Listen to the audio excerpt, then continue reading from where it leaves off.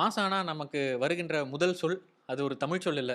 Salary அப்படிங்கிற ஒரு ஆங்கில சொல் தான். இந்த சேலரிங்கிறதுக்கும், உப்புக்கும் ஒரு சம்மந்தம் இருக்கு. அதுக்கு முன்னாடி நம்ம சம்பளம்னு பயன்படுத்துகிற வார்த்தைய பார்த்துட்டு வந்துரலாம். அந்த காலத்துல ஒவ்வொருத்தவங்களுக்கும் அவங்க செய்கின்ற தொழிலுக்கு ஊதியமாக உப்பையும், நெல்லையும் தான் குடுத்துருக்காங்க. அதனால தான் உப்பும், நெல்லும் ஒரே விலையா இருந்திருக்கு. சம்பா கூட்டல் அளம் அதுதான் சம்பளம்னு ஆயிருக்கு. சம்பா நெல் நமக்கெல்லாம் தெரியும். அது ஒரு அரிசி. உப்பளத்தில் விளைகின்றதால் உப்பின் பெயர் அளம். அளமும், சம்பாவும் சேர்வதால் சம்பளம்ங்கிற வார்த்தைய இன்னை வரைக்கும் நமக்கு ஊதியம்ங்கிற சொல்லுக்கு பதிலா பயன்படுத்திட்டு இருக்கோம். இதே நேரத்துல உலகம் முழுவதும் பயன்படுத்துகின்ற ஒரு சொல் தான் சேலரி. அந்த காலத்துல ரோம்ல இருக்கின்ற போர்ப்படை வீரர்களுக்கு சன்மானமா பணத்திற்கு பதிலாக உப்பு பணம். உப்ப தான் சம்பளமா குடுத்திருக்காங்க. அந்த உப்புக்கான லத்தீன் மொழி சொல் என்னன்னா, செலேரியம். அந்த சலேரியம் தான் ஆங்கிலத்திற்கு போம்போது சேலரியா மாறியிருக்கு. இன்றைய வரைக்கும் நம் தமிழ்ல பயன்படுத்துற சம்பளமா இருக்கட்டும், அல்லது ஆங்கிலத்தில பயன்படுத்துற சேலரியா இருக்கட்டும், அதுக்கெல்லாம் அடிப்படையா இருக்கிறது நம்ம பயன்படுத்துற உப்பு தான்.